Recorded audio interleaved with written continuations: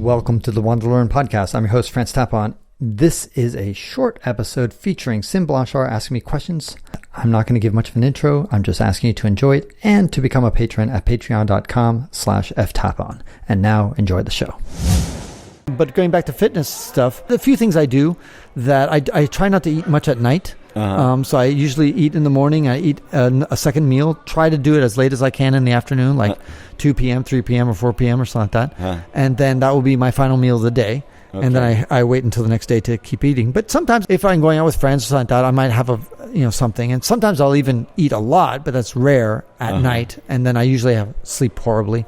Doesn't do me any good. Yeah. But sometimes I'll just splurge. But that's rare, maybe once a month at most. Okay. And I exercise, like I said, every day. I just treat exercise as you treat brushing your teeth, taking a shit. You always make time for these activities. Yeah. They're non-negotiable activities. Yeah. So that's the way I treat exercise. It's like, I'm not going to say like, oh, I don't have time to sleep today. I'm just going to take an off. I'm not going to sleep for the next 3 days. Oh, I don't have time. You can't do that. No, you can't do that, right? Oh, I'm not going to brush my teeth for the next 3 days. No, I'm not going to eat for the next 3 days. Well, some people fast, but in general, you know what I mean? Yeah. That you're going to always make time to do certain things. Yeah. And I just put exercise in that non-negotiable list. That's got to be done. Like, for example, today, we did walk a lot. I've walked over 10,000 steps at the conference at TBEX, but I'm going to go to the gym and lift some weights after this talk. Are? Yeah. Oh, excellent. It's just 15 minutes. Yeah. It doesn't take much. And so that, to me, is good enough tips for... And if you don't have a gym, you can do push-ups, planks, dips. You can put 2 chairs next to each other and dip. Do dips to work on your triceps. And you can do planks and push-ups. It's plenty of, but it's very important. And I'm a big fan more and more of weightlifting and resistance training. Yeah. I think it's underrated. Yeah. And I think more and more research will start to show that lifting weights is one of the best ways to make a difference. What is your sleep cycle like? You said you don't eat towards the evening. Do you have a regular time you usually go to bed and time that you wake up in the morning? I love to go up and down with the sun. So as a result, nowadays, for example, we're here in Spain. The sun goes down fairly late. It's going down at like 9. So I like to go to bed by 9 and then wake up with the sun, which would be around 6. Oftentimes, I don't live up to this wonderful thing. And I would like to get 8 hours of sleep every night, but I end up getting often 6 hours of sleep. But whatever. Circadian rhythm. Yeah. By the way, just a couple of days ago, and you witnessed it because we were sharing a hotel room together. I had 1 hour sleep the prior night. Next day, 12 and a half hours of sleep. Yeah. That was a new record. That's for me. Good. You caught up. Yeah. 12 and a half hours. Jesus. Who knew you could do that? I'm curious what, you've got a religious degree from Amherst and an MBA from Harvard. To what extent do those helped or hindered your career and your lifestyle? Oh, they've only helped. Oh, good. Yeah, only helped. Yeah. I can't imagine getting a Harvard MBA and not being helped by that. Yeah. What would be the downside?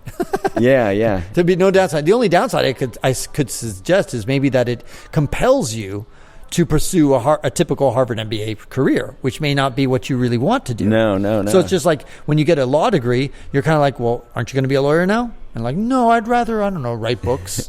Michael Crichton. Michael Crichton got a Harvard MD doctorate becoming a physician. He got that, and then he decided to become a novelist. So the challenge when you go off and get these highfalutin degrees is that there's a tremendous amount of peer pressure to quote-unquote use them.